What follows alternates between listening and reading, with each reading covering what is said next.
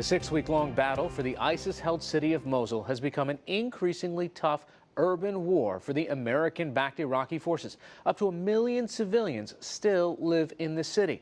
The front lines are often too dangerous for international aid workers, but 2 young American volunteers are there, saving lives while risking their own. From Mosul, special correspondent Jane Ferguson and producer Matt Begary filed this report. A warning, viewers may find some of the imagery disturbing. Crying in pain, a tiny patient is carried into this basic treatment center in Mosul. His name is Karam, and at just 5 years old, the agony and fear are too much. Hawa, says his father. Mortar. His leg was shattered when it was hit 2 weeks ago. It was operated on and is now infected. His father tries to comfort him. For parents, war brings a terrible fear of loss. Hold that arm in just 1 second. Hold this arm? Yep. 2 American medics are helping Karam. They have been at this post for about a month, treating civilians injured in the fighting. How many of your patients are children? Too many? At least a quarter, minimum. Injured by? Everything. Car bombs, mortars, snipers. Karam is lucky. He managed to find treatment from ISIS doctors. It's crude, but at least he'll be able to walk again. He probably won't lose the leg. Is this kind of injury common? The injury, yeah. Them actually making it to surgery is less common. So where would he have gone for the surgery? He went to in Mosul. He's still operating hospitals there. Inside ISIS territory? Yeah. Yeah, but they're coming, right? 2 of them are coming, right? These 2 American volunteers, both just 27 years old, are the first and only point of help civilians and Iraqi army soldiers get this close to the front line of fighting in Mosul. Go back with them, and they can help prepare them. Pete Reed is from Bordentown, New Jersey. After 2 tours in Afghanistan as a Marine, Pete came to Iraq to help. Derek Coleman is from San Diego. He was a machinist in a factory with some medical training before coming here as a volunteer. I don't have any kids, girlfriend, wife, nothing like that, so I wanted a little adventure and see ISIS as an evil enemy and saw good people fighting against it, and I thought I could help somehow. And medical work seems to be much more important than carrying a gun and shooting at people. Other charities are miles back from the front lines, wary of putting their staff in harm's way. Because of ISIS suicide car bombs, the civilians of Mosul are banned from driving cars. Many of the injured would not survive if Pete and Derek were not this close to the fighting. The location is everything with what we're doing. NGOs and other organizations can't get anywhere close to where we are. So what we're doing is we're stopping bleeding that would kill someone in 5 minutes. We're stabilizing patients so they can hopefully survive the trip to the closest hospital. Even with us, the hospitals are so far away at this point that we're afraid of how many patients we lose on the road. But being this close to the front puts Derek and Pete at risk. They are always short on supplies, so Pete has gone out to search for any other medical stations to ask for more. Can't check in with them. Derek just begins telling us about missing the holiday.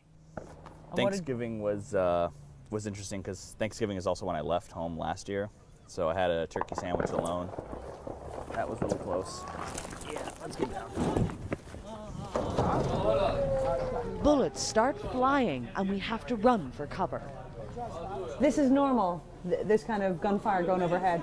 Yeah, it's pretty normal. Our proximity to the front line, it's bound to happen. Derek calls to warn Pete to be careful. The fighting has intensified around us. Hey buddy, how you doing? We've had quite a few rounds pass really close to our CCP here, worse than yesterday. So I just want to give you guys a warning as you're pulling up and just check in with you. In the meantime, Derek prepares for the next patients, which will surely come. The conditions here are harsh, but they have learned to manage. But as you can see, I'm kind of bloodied here, and I don't really have time to always clean it all off, so we'll just try to not look like I came out of a butcher shop as best I can. Pete arrives back empty-handed. His search for supplies unsuccessful, just as more patients are brought in. The center is also the first point of treatment for many Iraqi soldiers, their bodies brutalized by the urban warfare that rages just down the road. We are not allowed to film the injured and dying soldiers who arrived at the center. Iraqi Special Forces medics are here too, some trained by the two young Americans. They often treat civilians, many transported here by the army in war-weathered Humvees. Soon, one pulls up, and a child wrapped in a blanket is lifted from it. A soldier races her into the center. Her aunt stays outside, hysterical with fear and grief.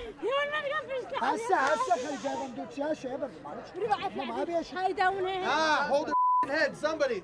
The small girl has been shot in the head by an ISIS sniper. Incredibly, she is still alive. Pete and Derek fight hard to save her life.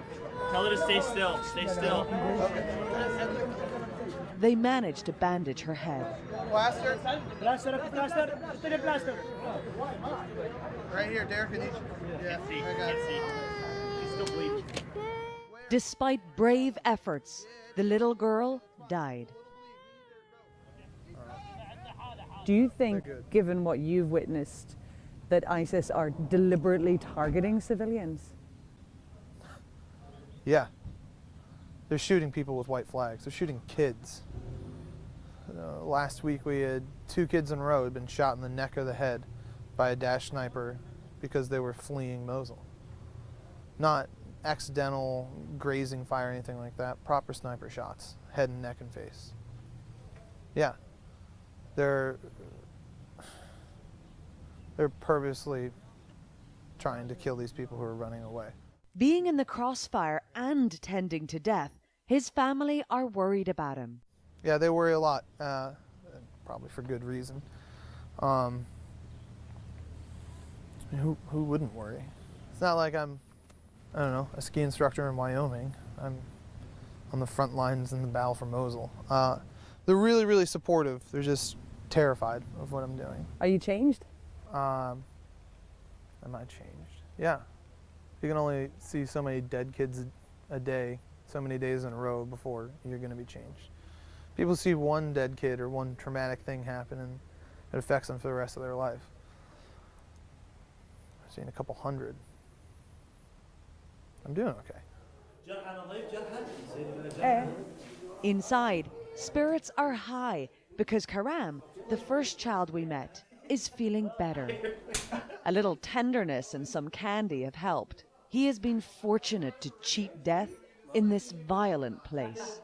For the PBS NewsHour, I'm Jane Ferguson in Mosul, Iraq.